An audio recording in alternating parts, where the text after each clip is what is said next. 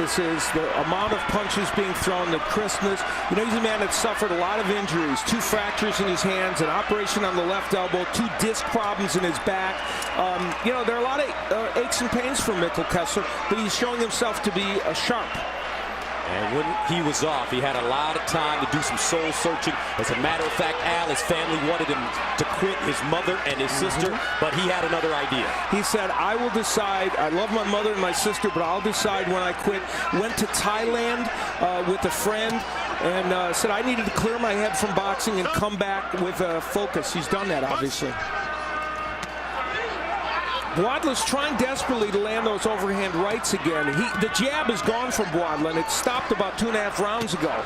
And that's been a big problem for him. And one reason, Antonio, that jab may have stopped because Kessler's doing a nice job catching him with that looping right hand off Boadla's jab. Yeah, because he's not sticking in there with that jab. He's not snapping it, but he's in close right now, and he's doing some good work. Yeah. But again, he's not on balance. It's all arm punches. You know, he got to get his body up under him rather than just reaching out with an arm. And just as you said that, a perfect example of the right hand that missed.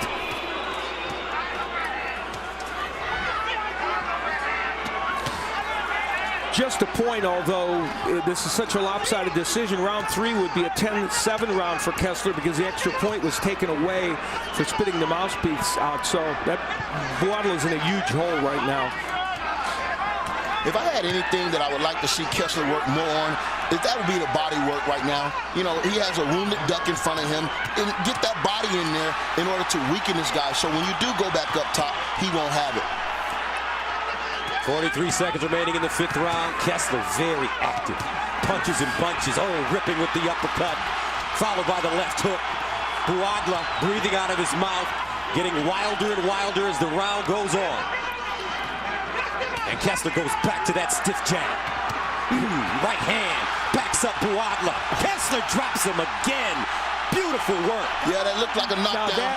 Yeah, I think they won't call that a knockdown because Boadla was throwing the left hook when he went down. Blood coming out of the nose of Boadla. 10 seconds to go. Kessler jumps on him again. And it looks like Mikkel Kessler's vision is perfect.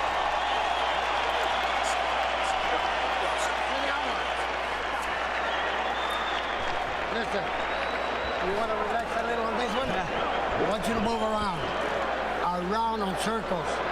Come in through the little train. Okay. Rub his arms. Okay.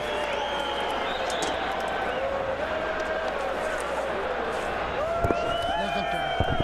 All you gotta do, you're getting too much head. Throw the bump to the head, fine, but I want some body. Regarde là ici, la main gauche. D'accord? Bien sûr, tu l'as fait du mal. T'as du jus? Colle tes mains. Kessler landing the right hand, as you pointed out, Gus, in variations. You know, this wasn't called a knockdown. It was not officially ruled a knockdown, even though Kessler had been landing a lot of punches because Boadla threw that left hook. See the right getting in so effectively. The combination punch of Kessler very effective. 6th round, scheduled for 12.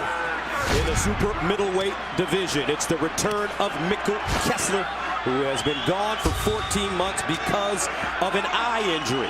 Weakness of the muscle in the left eye. It did not require surgery, although in his last 2 fights against Andre Ward and Carl Froch, he suffered severe cuts over both eyes against Ward and over the left eye against Carl Froch. Now, Boadla has never been past the 9th round. He has a TKO win in the 9th. He has never been past that point, so he's taken a lot of punishment, and as his fight wears on, you have to wonder if he can get to the 12-round mark. And look at the movement. Jimmy Montoya telling Kessler on the stool between rounds, I want you to move in a circle and go to the body. Antonio, I think he heard you. But he's not going to the body, but I cannot complain with his performance. I mean, it's hard to go to the body when a guy's head is right there looking at you. I'm going to quote you. It's hard to please Antonio Tarver.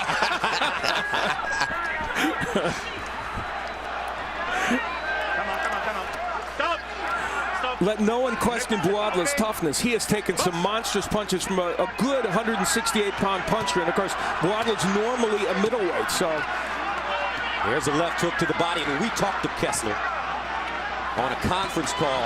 He told you, Antonio, that he wants to get some rounds. He doesn't want to take too many chances because that could be dangerous, but he really wants to take some time and have a chance to put some work in. Yeah, because, you know, that body shot hurt him, and that was a perfect. Now he might get him out of there because the body weakens these guys. They can't take it. Behind the elbow with the left hook. 1:08 to go. Buadla looks like he's ready to go. Bleeding. Left hook, and he drops him for the third time. Buadla with a minute left. Take his time. Blood pouring out of his nose. 6, 7, 8. Ça va? Bien. And the body shots paying major dividends for the Viking Warrior. And no one could blame Buadla if he doesn't go on. There's those body shots Antonio talked about. And he goes down once again. Hey, you can take those 10 shots all day. That's it. Mikkel Kessler. Very impressive return to the ring after a 14-month layoff. He may be ready to fight for that title in his next fight. You know, Buadla, while Antonio is correct, certainly not on the level, though he is ranked in the top 10 by 2 organizations at 168 pounds, still he is a good fighter, and he's a fighter with a lot of toughness, who, as you pointed out, gave Kessler a chance to shine. Yeah, and again, when you look at his resume, he don't have anybody on his resume that resembles a Mikkel Kessler, so this was a learning experience for the young guy, and, you know, this fight he can learn from and become better, but I like Kessler. They took those body shots to get this guy out of there because one time he started headhunting, but his trainer told him he has to go to the body. You can take those chin punches all day, but when you're getting cracked downstairs, it's a different ball game. So next for Kessler, Lucien Boutte is out there, Carl Froch, Andre Ward, Glenn Johnson. Depending on what happens over the next few weeks and few months, who do we see him against? I think they're pointing toward the Boutte fight, certainly. We saw him in Montreal for the Boutte fight. I think they think that's an interesting international fight. Whether they can make it, I don't know. And it would be an interesting matchup. And I agree with you when you look at all those names that you mentioned. The guys like Andre Ward, the guys like Carl Froch, they give him some trouble because they're moving boxer punchers. But guys like Boutte, he's going to sit right there. He's going to be there for Mikkel to get work out. And as we look at this ending of this fight, a reminder that Mikkel Kessler and Buadla, appreciative crowd for Buadla's effort, and he's being a sportsman to Kessler. Kessler withdrew from the Super 6 tournament because of that injury, so that was part of the reason why that's the reason we haven't seen him.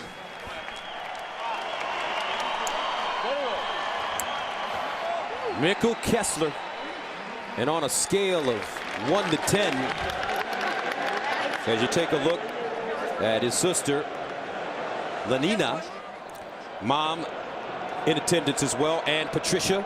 On a scale of 1 to 10, what do you give Mikkel Kessler for his return performance? Well, you know, you have to rate him very, very high. I mean, considering what he had in front of him, he got the rounds and he got the work, and he went to the body beautifully. I give him a 10. 2 minutes and 25 seconds in round number 6. Our referee in charge, Manuel Marichalar, pulls a hold to the contest. The winner by technical knockout, the Viking Warrior, Mikkel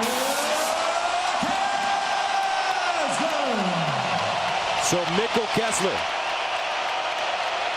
with 3 knockdowns in this fight before it was stopped. 3rd round, 4th round, and the 6th round.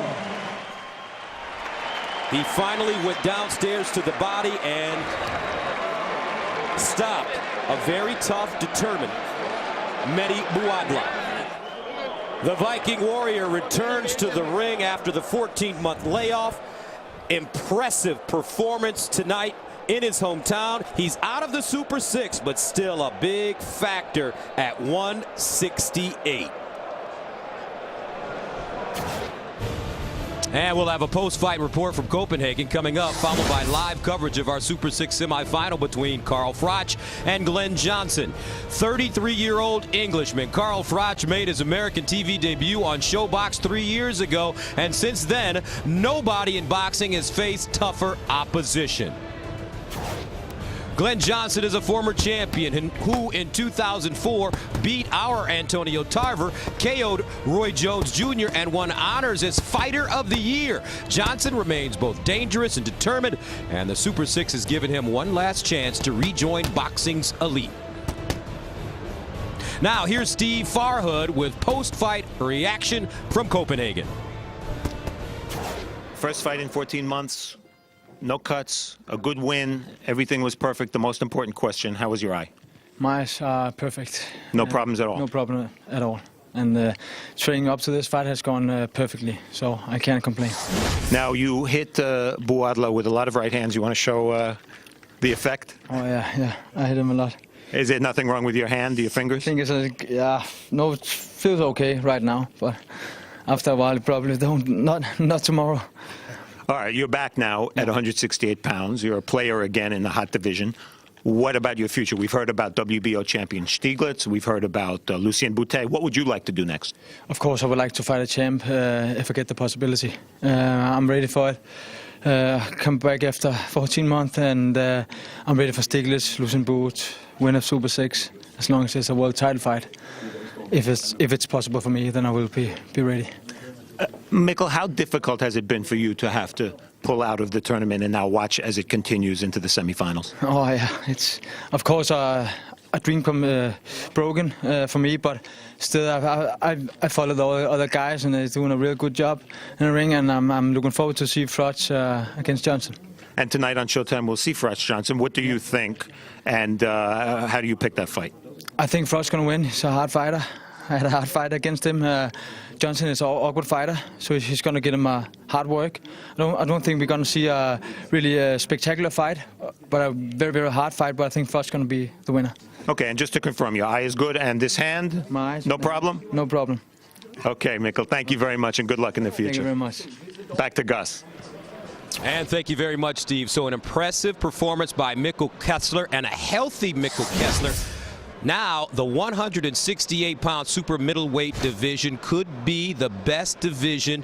It's definitely one of the best divisions in all of boxing. Now, looking ahead, Showtime Sports has a lot on tap in the coming months. Next weekend, ShowBox, the new generation, is back-to-back triple headers on consecutive nights from opposite coasts. Friday, June 10th, hard-hitting cruiserweight Latif Coyote takes on Matt Godfrey in the main event. Then Saturday, June 11th, it will be Hector Sanchez versus Vincent Arroyo headlining the night. Mixed martial arts is back Saturday, June 18th with the Strikeforce World Grand Prix heavyweight tournament quarterfinals. Strikeforce heavyweight title holder Alistair Overeem fights Fabricio Verdum, and Brett the Grim Rogers takes on former UFC champion Josh Barnett. Plus the return to the cage of Gina Carano and 2 more heavyweight fights. Showtime Championship Boxing returns Saturday, July 9th as Brandon Rios defends his WBA lightweight title against the dangerous Urbano Antillon. And the franchise, a season with the San Francisco Giants, will make its premiere